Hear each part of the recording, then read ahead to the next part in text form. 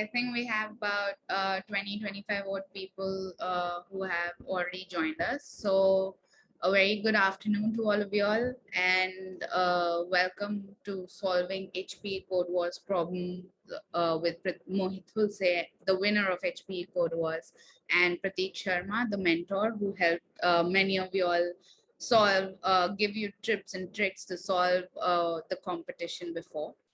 I'd like to invite Pratik and Mohit to please switch on their videos and keep themselves on mute, while the participants can remain on mute and do not share your videos. And so how we are going forward with this webinar is that Pratik and Mohit will be sharing their overall experience about HPE CodeWars and competitive programming. And Pratik, our mentor, will also be helping you solve a couple of difficult problems and sharing certain tricks that what an online code editor expects when you are solving such problems. Whereas Mohit is going to share his own personal experience of preparing for the competition and finally going on to winning the competition. So now I will be handing the stage over to Mohit. And welcome, Mohit, and congratulations once again for winning HPE CodeWars.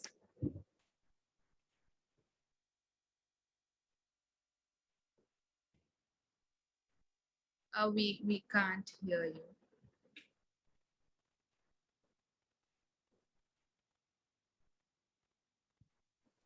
Am I audible now? No. Okay. So hi everyone, I guess.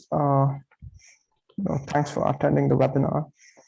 I'm Mohit. I'm a student who just finished class 11 and started class 12. I live in Bangalore. I've been doing competitive programming since, I'd say, 9th grade, so maybe almost 3 years now.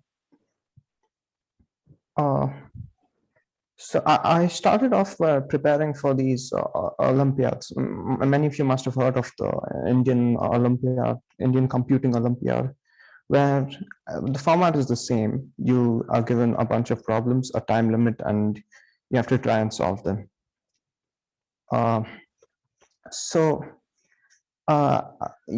Like most people, I started off by learning from various websites, practicing in CodeChef and CodeForces and things like that. And I was happy with the way I was progressing. I made it to later stages in the Olympiad. I've been participating in it ever since. So HPE CodeWars was a contest held a few weeks back. We had to solve 25 problems in 3 hours. And I didn't really prepare specifically for that competition because our school only told us a few days prior. But I think my practice over the years has helped me, and that paid off.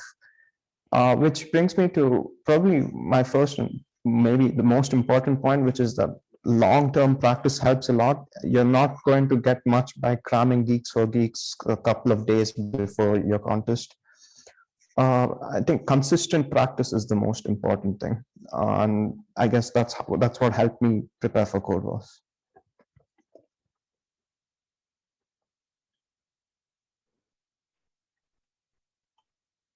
And so our next question would be, what was your overall experience with CodeWars and how it was conducted? And were you comfortable solving the coding problems, or did you face any technical issues or something like that?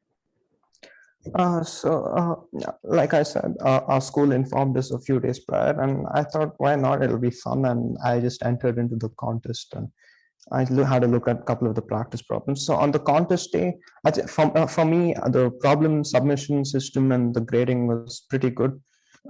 Maybe the servers were a little slower than what I'm used to on like large websites like CodeChef and CodeForces, but it still went very smoothly. I think other than the leaderboard glitching in the beginning a little bit, it was almost perfect. So it was a great contest experience and went very smoothly. And I like the difficulty gradient. Of course, the first problem was just print hello world, but the last few problems involved dynamic programming and BFS and things like that.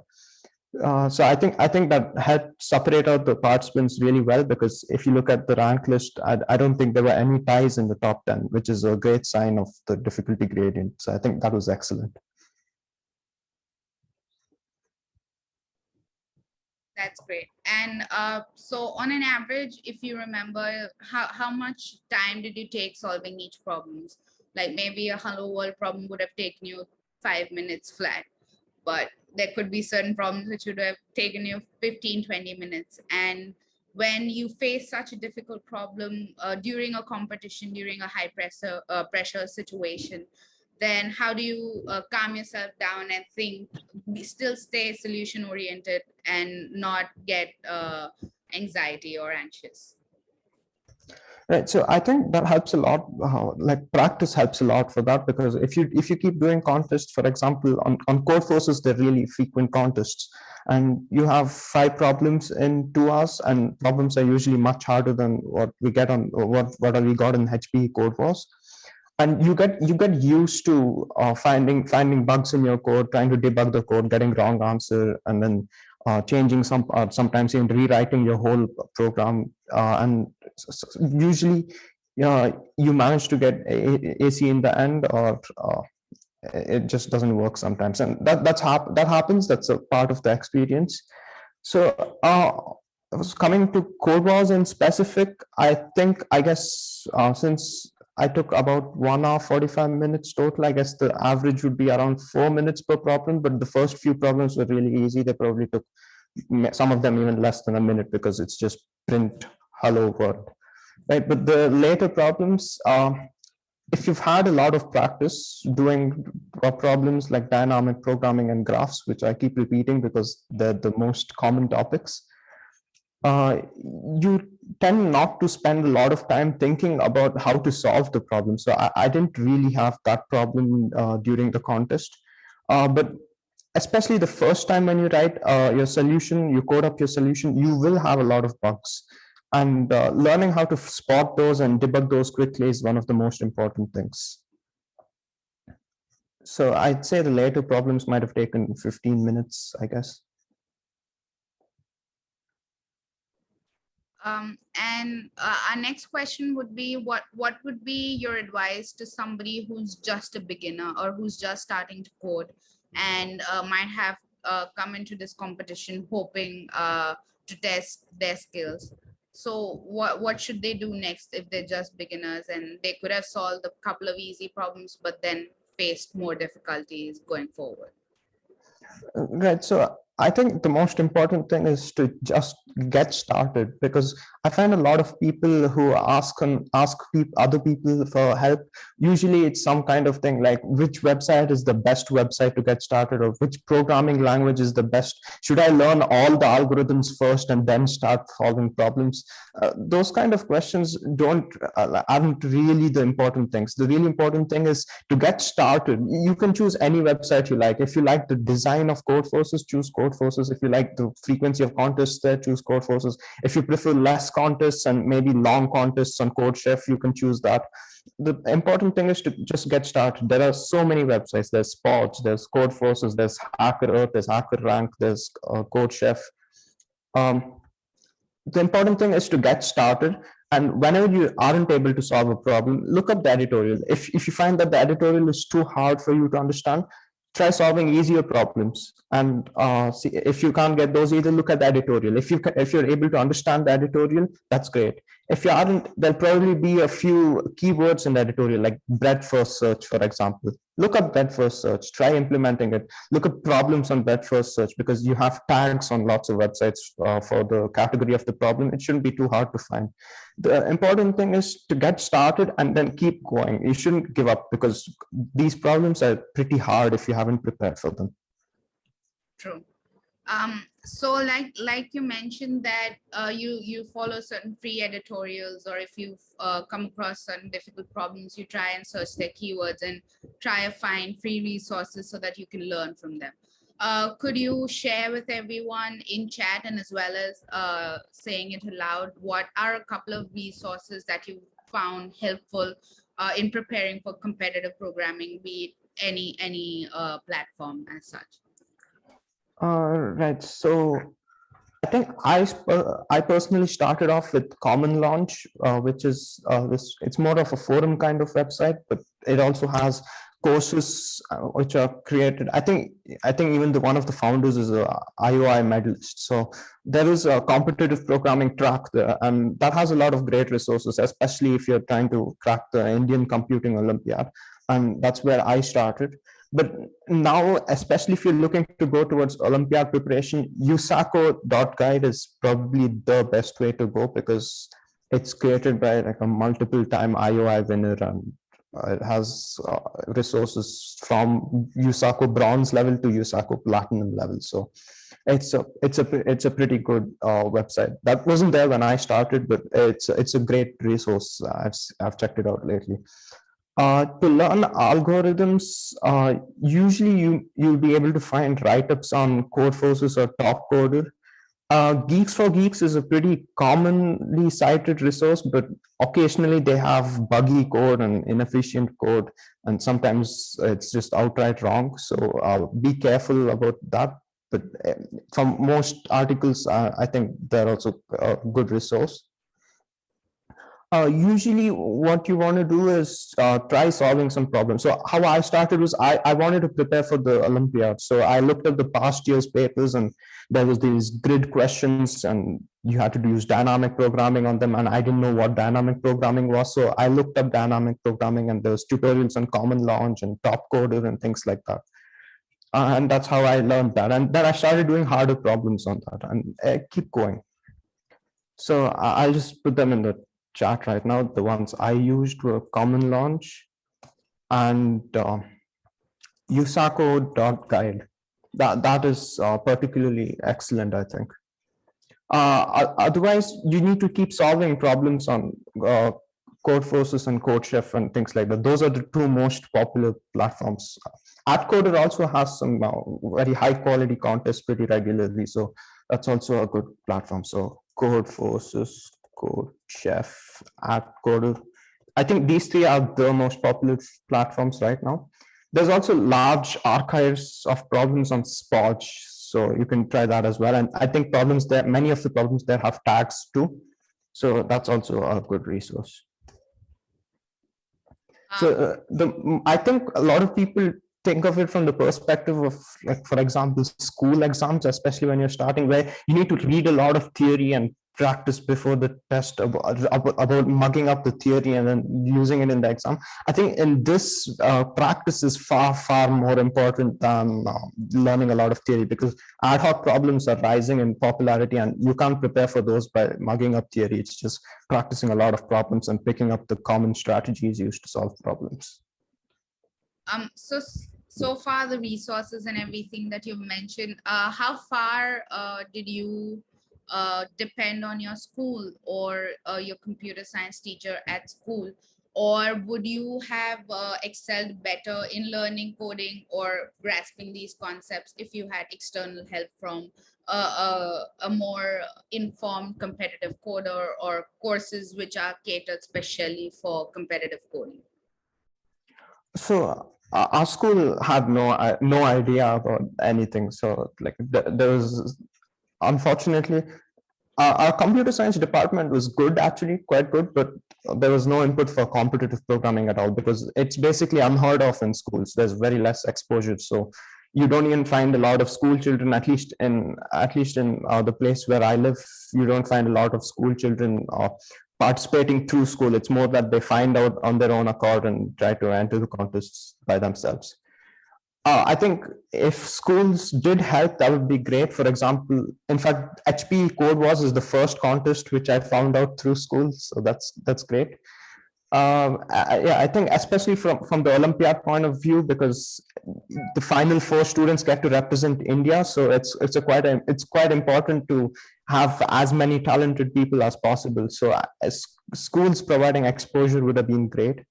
As for a mentor, I'm not really sure, because I really believe that learning things on your own by searching up resources yourself helps a lot. But it might have been helpful to have a mentor to just guide along places where you get stuck, I guess. True. Because I think sometimes when you're trying to self-learn, you sort of deep dive on the wrong end of the swimming pool, and then you're lost. And maybe yes, commendable to you that you've not lost your confidence that no, you can take this forward. But then there are certain children who face that, oh, okay, I don't think I can take this. It's a huge task. So maybe that somewhere there, parents or mentors or friends sort of help that no, they really have a knack of coding, and that's why they can take this forward.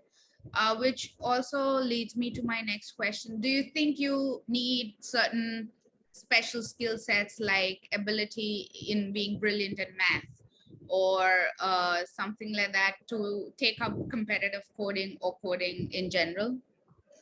So I think people initially do have different levels of so-called talent at subjects, but especially at higher levels, especially like maybe when you're just starting out, that might help you a lot and you might do better than most other people who are starting. But at higher levels, that's a really, really minor factor. And the most important thing is how you practiced. So I think at the highest level and in the most competitive contests, it's really not about how much innate brilliance you have or something like that. It's about how much effort and how much practice you put in.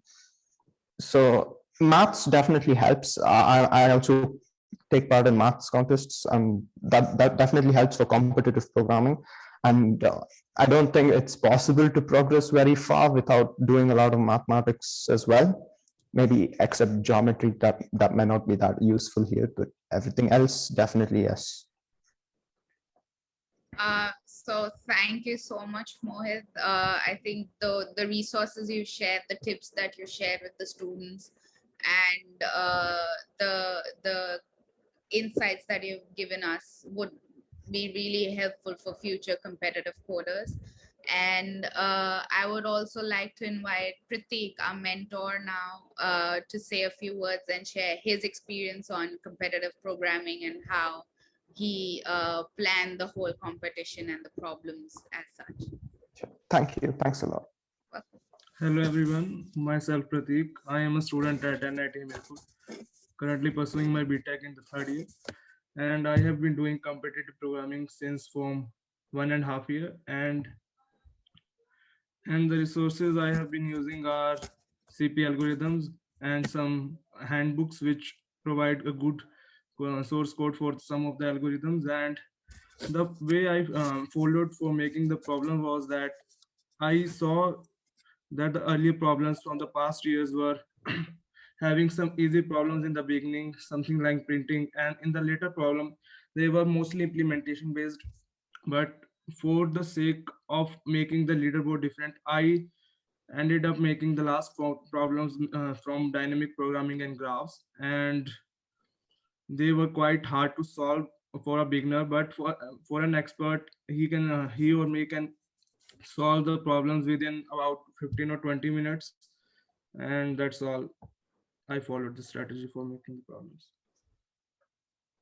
And Pratik, I would like to ask you what so when you were deciding on what problems to host for the HPE CodeWars, did you think that they should be challenging to all kinds of coders like beginner, intermediate, and advanced level coders, or were you also planning on including coders with no experience or with an experience of just 1 or 2 hours of coding?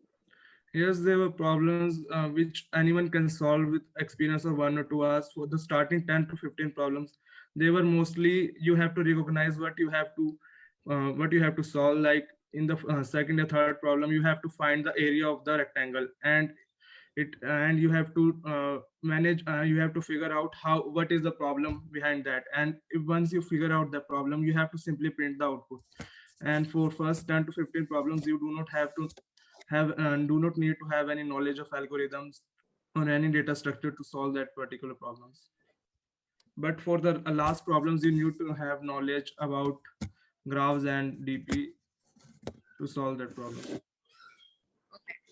And did you also think like what were the tips or tricks that you could share with our meet attendees that could help them understand how an online code engine is actually evaluating their problems, so that if they're making certain silly mistakes that is leading to them their code being buggy or the solution being hosted as wrong, how do they work upon that?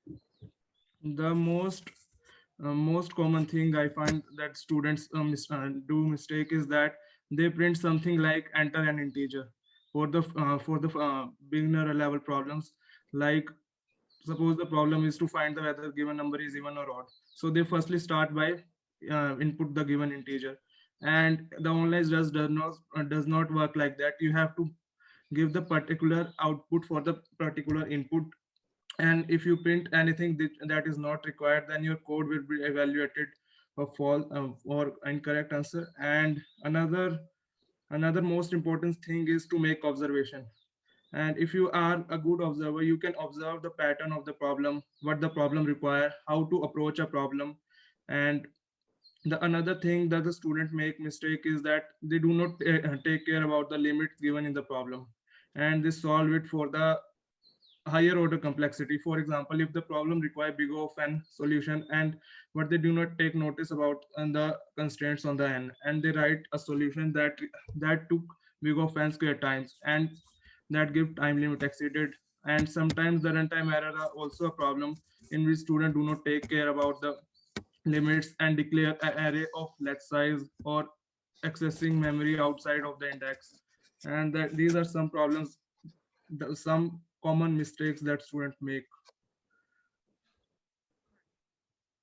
Could you show our participants with a few examples that, okay, here's the problem of HPE CodeWars, and while solving it, these are the mistakes that they need to take care of, or they need to particularly pay attention to this aspect of solving the problem? Okay, so I can share my screen.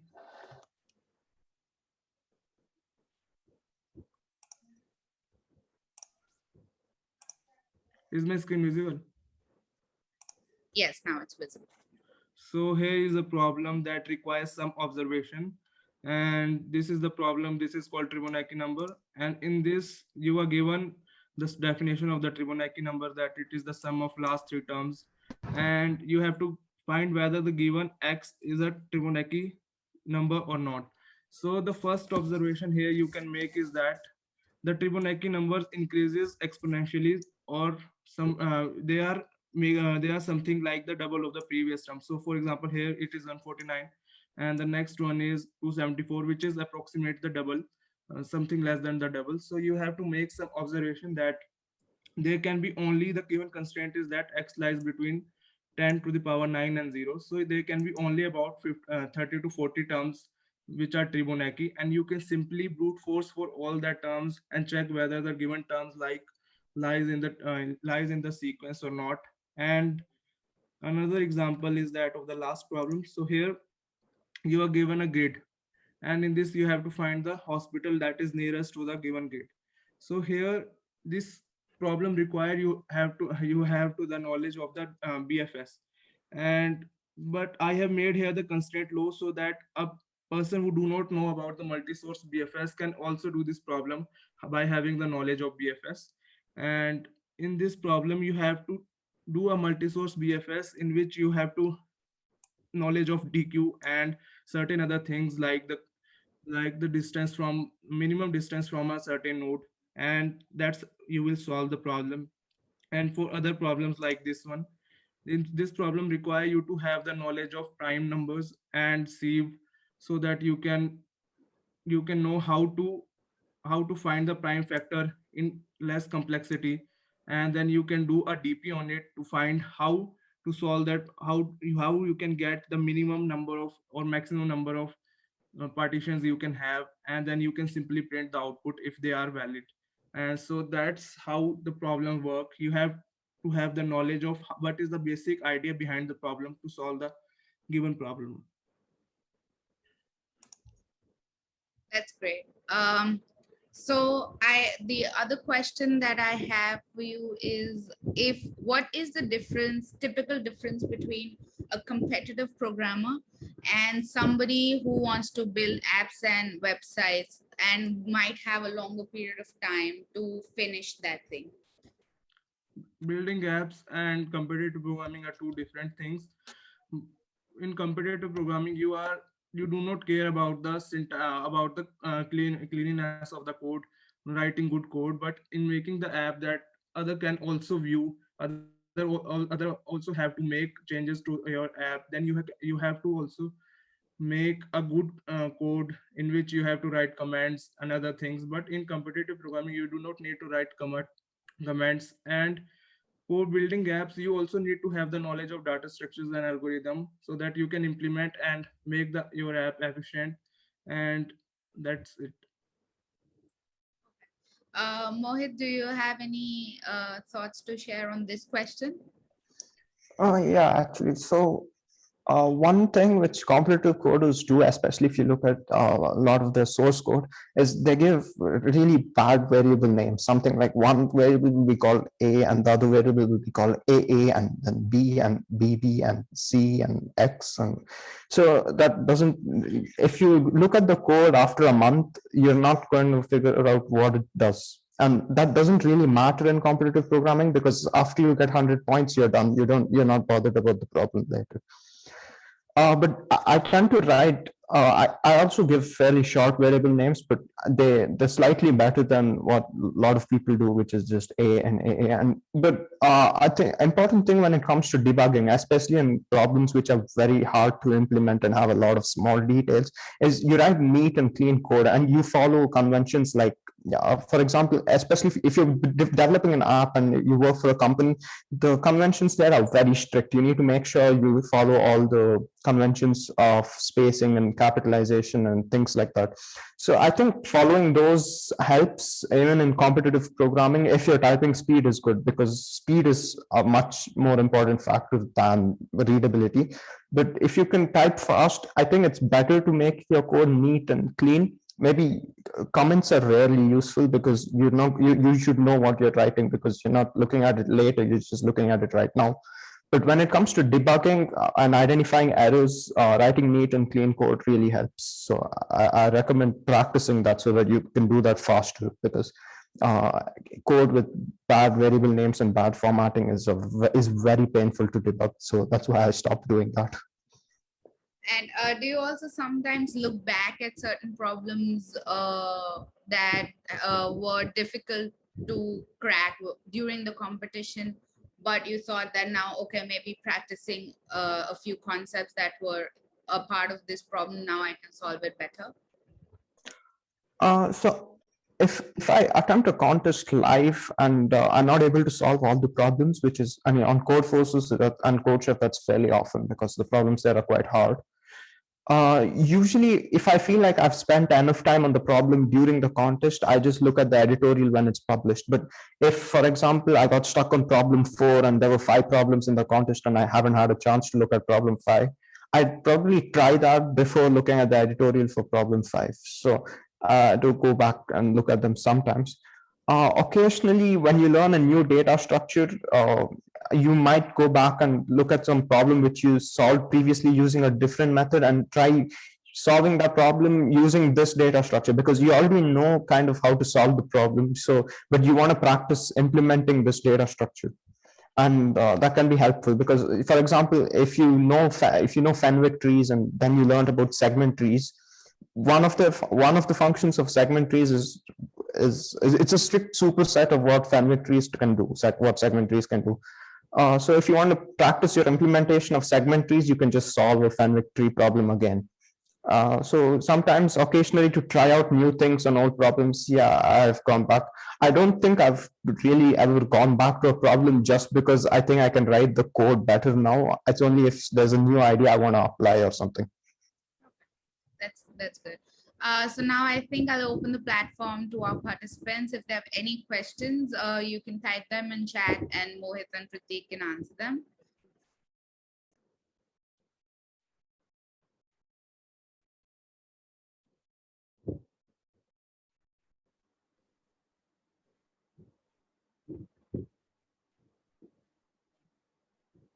Yeah, hi Mohit. Mohit, this is Vipul. I mean, before this competitive programming, this exams and all, means what has made you to pursue this skill actually, coding skill?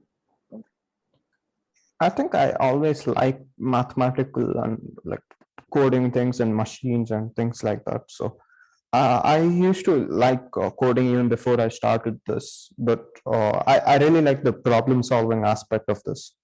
Uh, Even just building software is fun. I think I like that as well. But there's something about cracking a problem that is very satisfying. So I like that as well. But I think since I can remember, I always loved mathematical things, and just adding programming to that is a great thing as well for me. So that's it.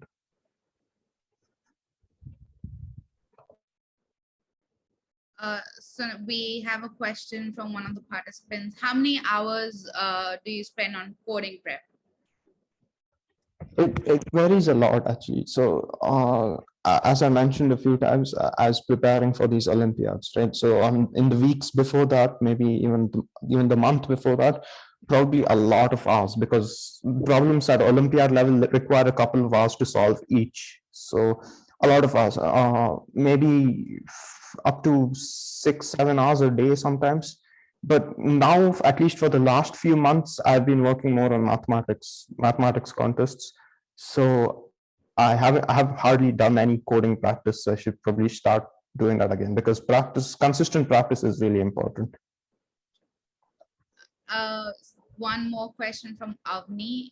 She's asking, how do we develop an intuition to solve problems, especially in coding? Also, which practice resources do you use? Avni, he has mentioned a few resources. He'll be sharing it in chat again, and I'll also be sharing it via email. So, how do you develop the intuition to solve problems? Yeah, so the short answer is practice, but I'll elaborate a little more. So once you start doing certain problems, you recognize certain patterns. For example, if you have this array which needs to be divided into certain parts where each part satisfies some condition. For example, the problem in code was, which was divide an array into parts such that each part has the sum, each part sums to a prime. I think that was the problem. You start to recognize immediately that, okay, this is definitely dynamic programming. What's the state? And then you figure that out, and then it's straightforward to implement.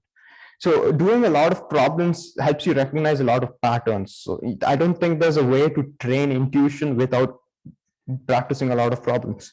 So that's the most important thing. Other things is look at the constraints. So that's really useful. For example, if there's again, for example, let's take array problems again, and the array's length is at most 1,000. Then you know that you can find a quadratic solution, right? 1,000 times 1,000 is 10 power 6, which is fine. So you can find an O of n squared solution. Instead, if you look at a 1,000 length 1,000 array and you start trying to find a linear solution where it might not exist, you'll probably run into a wall and you won't be able to progress further. So look at the constraints and practice a lot of problems. Are the best ways to kind of guess what kind of solution you need to do. But I feel like sometimes problems can be disguised really well. So so making observations and reducing the problem. So that's my third thing, which is make an observation and see if you can reduce the problem to something simple. Because often you get these problems which are wrapped in stories and like with fairy tales, and someone is going to rescue someone in the grid or something like that. And the end result is basically you need to run Dijkstra from point A to point B. That's it. So you can reduce the problem. So after you reduce the problem, look at the constraints and see if anything you know can be applied to it. If you can't apply anything, you know, any prior knowledge you have, try making another observation and reduce the problem again and keep repeating that. That's great. So you mentioned that when you were preparing for the IOI, you gave about 6 to 7 hours of practice. So how did you divide your time between prepping for school or keeping up with school work and competitive coding? So, I mean, in online school, I basically missed a lot of school, but I was able to cover that up later because you can just watch videos on double speed. So, important thing is you need to know how to balance the time, right? Because if you do really well in an Olympiad and then you fail school, that's not really optimal use of time. So usually what I did for school was just prepare for exams on the previous days, and that worked out pretty well for me actually, even though most people say don't do that. But this does consume a lot of time, so it can be hard to balance sometimes. And I do math contests as well, and that makes it even harder.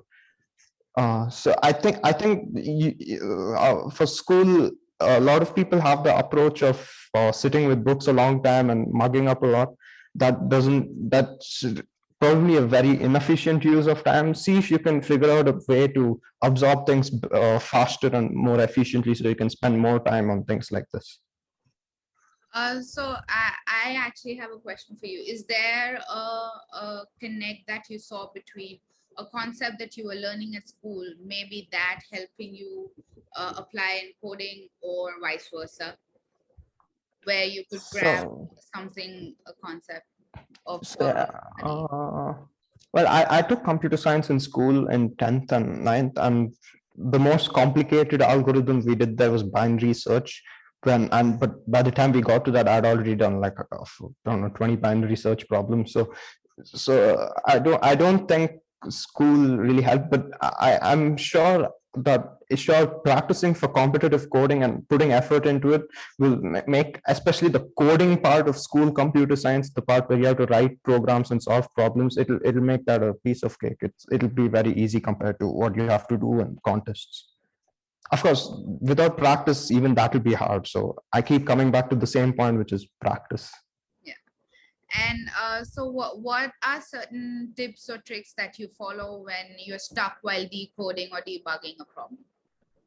Okay, so first thing is to check for overflow errors, because the amount of time one can lose before checking for overflow errors and trying to find other kind of bugs is really sad sometimes. So check for overflow errors. Make sure. I guess if many of you use Python, that's not really a problem. But if you're using C++ or Java, make sure you use long, or long whenever required. Some people do this thing in C++, which is hash define int long, which just turns all the integers into longs and completely prevents any chance of overflow. I don't do that. I don't like that. I did it for some time. It can really increase your memory usage and your runtime. So that may not work, but you can do that for debugging purposes. Try adding that line and see if the program ends up working. Then you know you're having some overflow error somewhere, and that's causing a problem. Now, many people use debuggers like GDB. I used it for a while. I didn't. I mean, I don't use it much anymore. Simple print statements can also be really helpful. Just if you're getting a time limit exceeded, try to find out which loops are taking the most time. Do you have an infinite loop? Check for edge cases. Like, have you thought of when n equals 1 and there's only a single node in the graph and no edges? What happens to your program? Things like that. Think of edge cases, think of overflows, think of possible logical errors. So think of try to find a counter example to your logic. See if there's any case where your logic might fail, or try to prove it. Try to prove it, like as in mathematical proof, which is strict. Things like that. Yeah, I think this would be the last question. For an intermediate programmer, do you recommend IDEs or simple text editors? I just use Vim, so simple text editors are a way to go. I guess IDEs can also be useful if you're starting out and don't remember the commands, but sometimes they can really inhibit your speed because you're not developing large scale projects which need IDEs to help you keep track of everything and integrate everything. It's just single files. So once you become familiar with your programming language, if you're going for competitive programming, I'd suggest C++. Someone has asked me about Python, so yeah, just putting that in there. If you're just starting, pick C++ for competitive coding, because nothing really compares to the level of support C++ has in this area. But IDEs, the code completion can be helpful sometimes, but once your typing speed and your familiarity with the language is fast enough, you really won't rely on the code completion much. So they end up mainly slowing you down. So I just use Vim. So a text editor is great. But it's ultimately up to preference. So I don't think it really matters that much. So I think thank you very much, Mohit and Pratik, taking out your time. I'm sure the things that you've shared with our participants today have been invaluable. And if somebody who is aspiring to be a competitive programmer in the next coming years, they are bound to be, these tips are bound to help them to become that. And if there are any last words that you would like to share, Mohit or Pratik, the stage is all yours. Sure. I just want to repeat the same point which I've made over and over again, which is practice. Now, it might get annoying because I'm saying this so much, but the thing is, you really cannot understate the importance of practice. Because, like you should see some articles on which top coders have written on how to become better, which and they just say, so if you need to keep working on problems every day and do virtual contests, keep solving more problems, keep solving more problems. So I can't understate the importance of practice. So I'm just going to keep saying that again. So practice is the most important thing. Pratik, do you have any final thoughts? I also want to say the same thing, that it is the practice that makes you perfect. And without practice, even if you know all the algorithms and data structure, you cannot do anything. You have to know how to implement those and where to implement and how to solve the problem. Yeah, I just want to bring in a case in point. I think a serious algorithmic researcher is there on CodeForces, and he's just blue. And blue is a decent rating, but most serious competitive coders progress beyond that pretty soon. And he's one of the top researchers. One of his algorithms is actually used. I think it's called splay trees. So the point is, he probably doesn't take this seriously and doesn't practice much, right? Because he has better things to do with, namely research. So people who practice, even though he's one of the top researchers in his field, you can do better than him just by practicing. I'm rated higher than him, for example. So my point is, practice takes you further than knowledge in this field. Knowledge also helps, of course. I'm not downplaying that. I think one question that's asked by Avni is really helpful here, that will there be more such coding competitions organized by Codingal? And the good news and the happy news for everyone is that yes, we are launching Code Battle, a monthly competitive coding competition which will be hosted every second Saturday of the month at 11 a.m. You will be getting more details about Code Battle via email, and as well as the resources that Mohit shared with us, and the recording of this webinar if you need to refer to it in the future. So thank you everyone for taking time. Thank you once again, Mohit and Pratik. This was a very informative session. And yeah, we will see you around, and hopefully most of you will be a part of Code Battle as well. Thank you so much.